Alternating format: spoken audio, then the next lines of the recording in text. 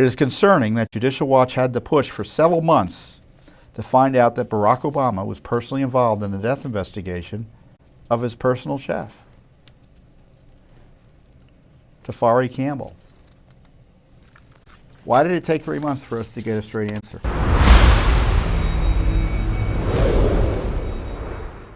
Sometimes we get documents without suing, and that's the case in the death investigation of Obama's personal chef, Mr. Campbell, who tragically drowned in the pond near Obama's property in Massachusetts. And a few months ago, you may recall, we received records from the local police department there in Edgartown, Massachusetts, that disclosed for the first time that the Secret Service was involved in the response and the death investigation of Mr. Campbell, who was Obama's personal chef. Now, the bulk of the records, it looked like, were being kept by the Massachusetts State Police. And they finally, just yesterday, turned over to us several documents that provide additional details about the death, which has raised, some concerns by people because he was the employee of a former president, and people wanted to know, how he died and what the circumstances were.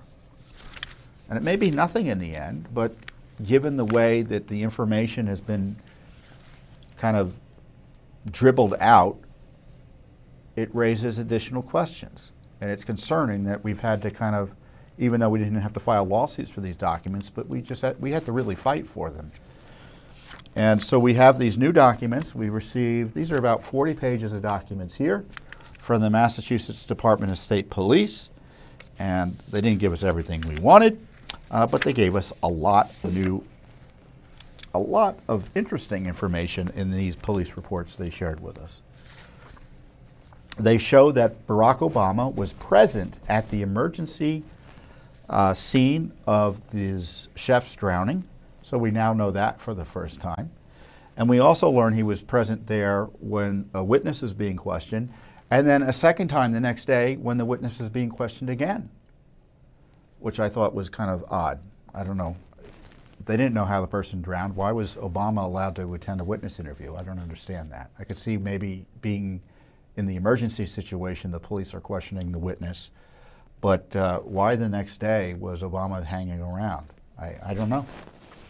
But now we know about it. And I don't remember specifically what they said about Obama's presence, but it was clear from the media reporting, or at least that was the impression I had, the Obamas were on another planet when all this happened, right?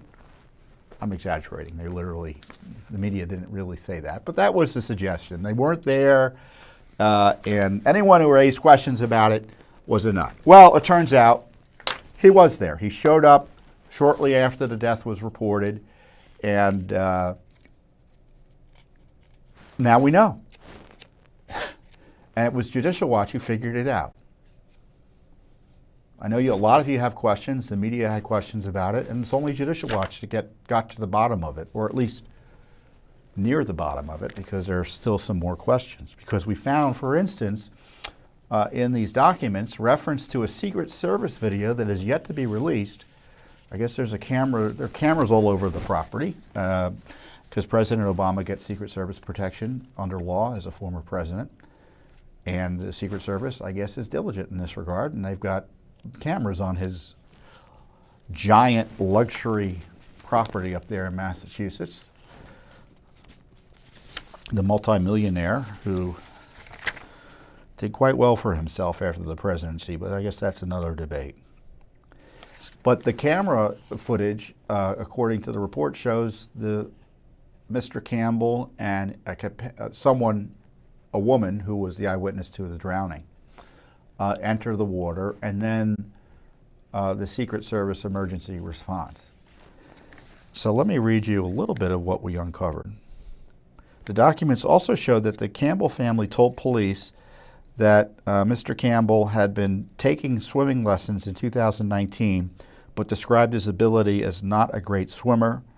As I said, the drowning occurred in the Edgartown Great Pond, in approximately 6 to 7 feet, or 7 to 8 feet of water. And the records show that a female eyewitness, an Obama employee whose name is redacted, told state police that she saw Campbell fall off the paddleboard, began splashing and became extremely panicked, yelling for help, and subsequently went underwater very quickly.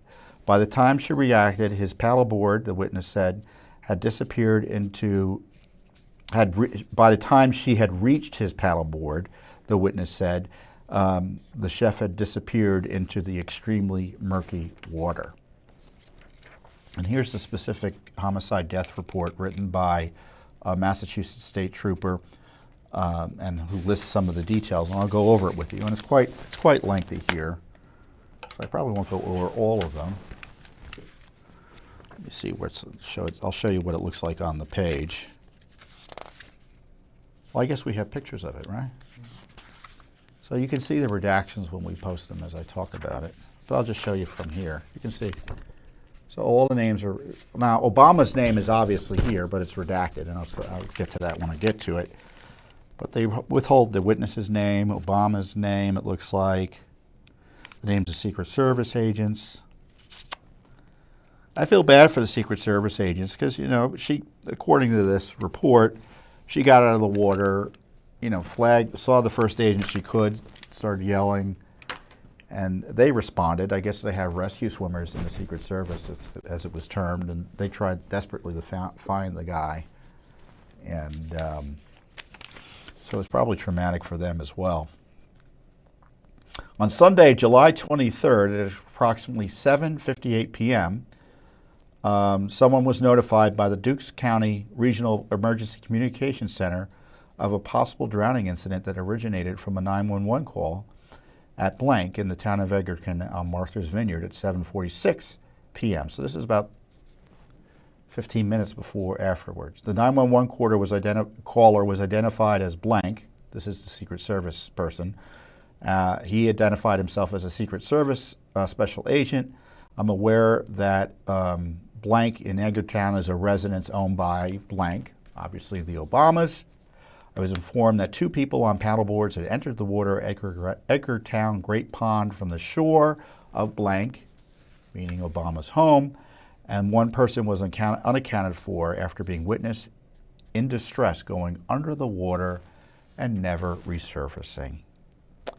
So I don't want to read all of this. I want to get to the material that you'd be interested in. Campbell was reported to be wearing a black t-shirt, black shorts, and a black baseball cap at the time he entered the water. I was informed that both Campbell and blank, this is the witness, their paddleboards had been recovered in separate locations along the shoreline. At approximately 8:40 p.m., blank's motorcade, meaning Obama's, arrived at the incident command post, and I was introduced to blank. I, along with Egerton Fire Department Chief Schaefer, briefed blank on the situation thus far, as well as the search and rescue efforts currently underway.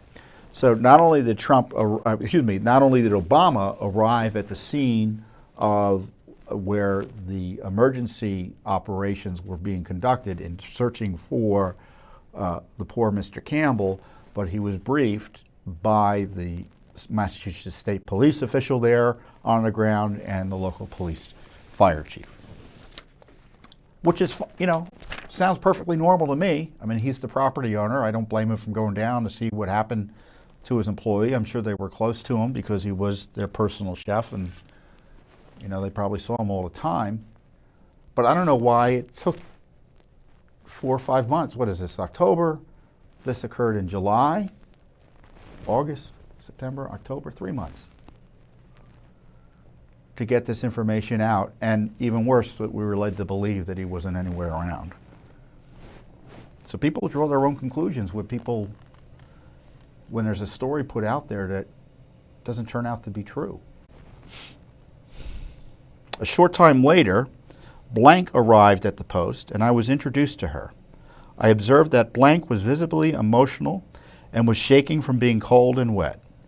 In a preliminary conversation I had with blank, she informed me that when she initially observed Campbell fall off his paddleboard, began splashing and became extremely panicked, yelling for help, and subsequently went under water very quickly. Blank stated that she immediately discarded her paddleboard and swam over to Campbell as fast as she could in an attempt to rescue him. Blank explained by the time she reached Campbell's paddleboard, she was too late and they had disappeared into the murky, very low visibility water. Redacted stated that she had then utilized Campbell's paddleboard and returned to the shore at Blank to alert the Secret Service and activate emergency help, as neither she nor Campbell had cellular phones with them at the time of the incident.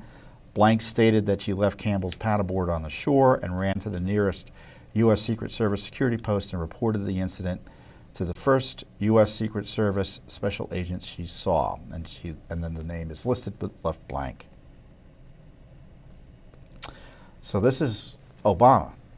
Obama informed me, it says redacted, but it's pretty clear it's Obama, that he and blank were not present at their residence at the time of the incident and had been out for dinner.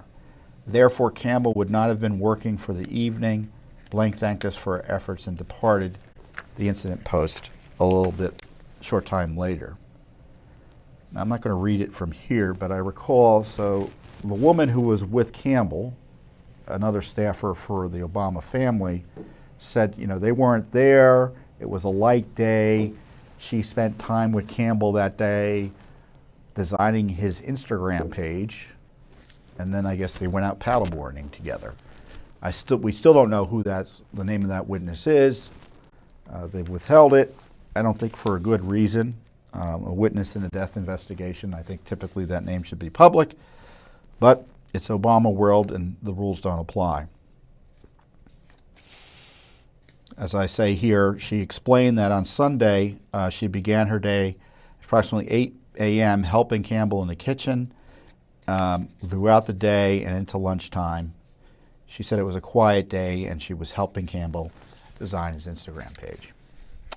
So what happened is they began that search and rescue operation, and I'm cutting through a lot of this here.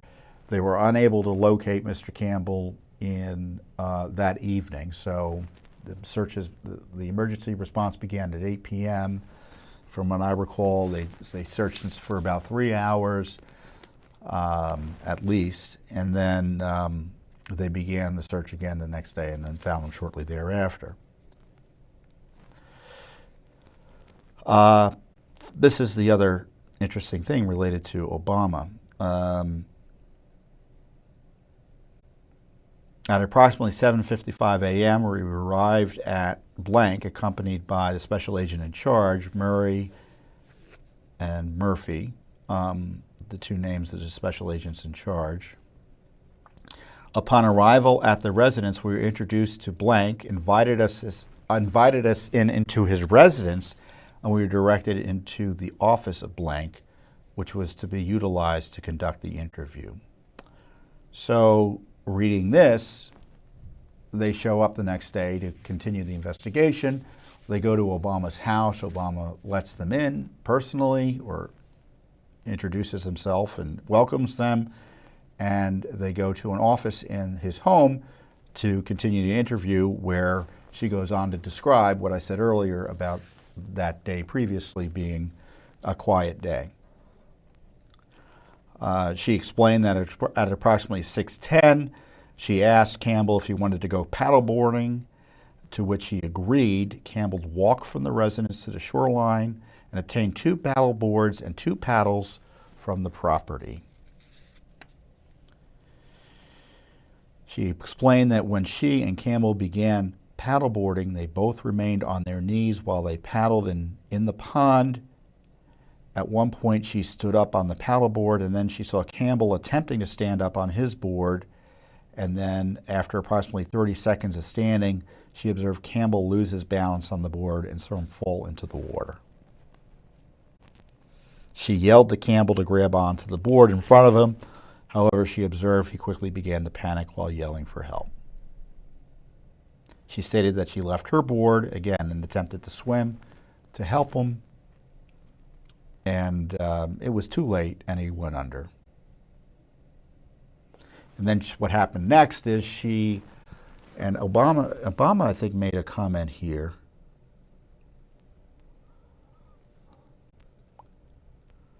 Or maybe not, other than being there.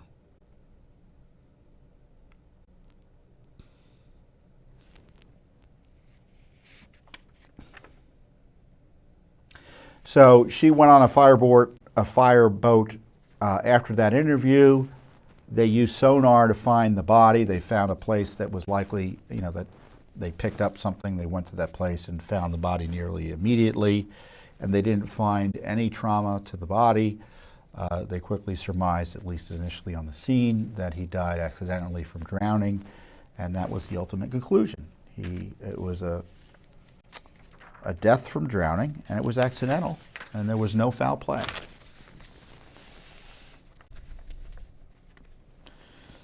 So the other interesting thing here is that there's Secret Service surveillance video that shows the following, according to the police official. Now, they've asked for the video, but they haven't gotten it as of August, or the date of this document.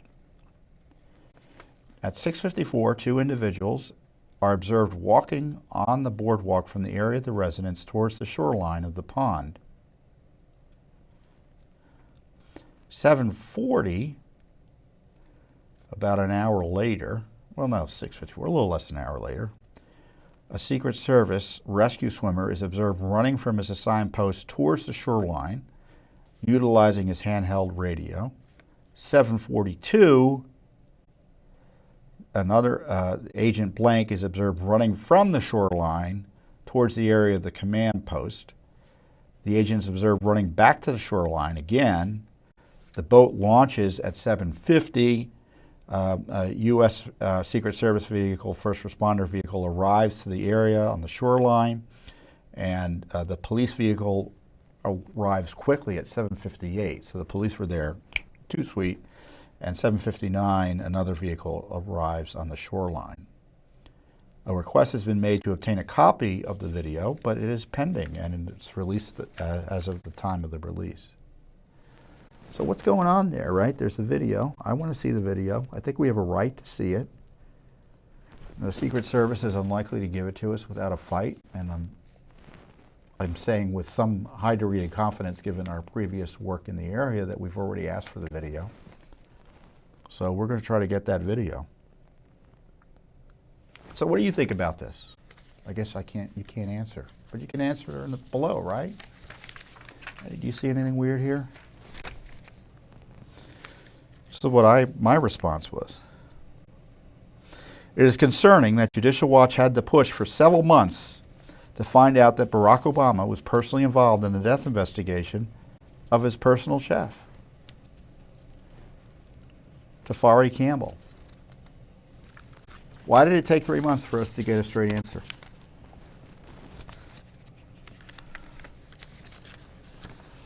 And I'm not quite sure what he was doing.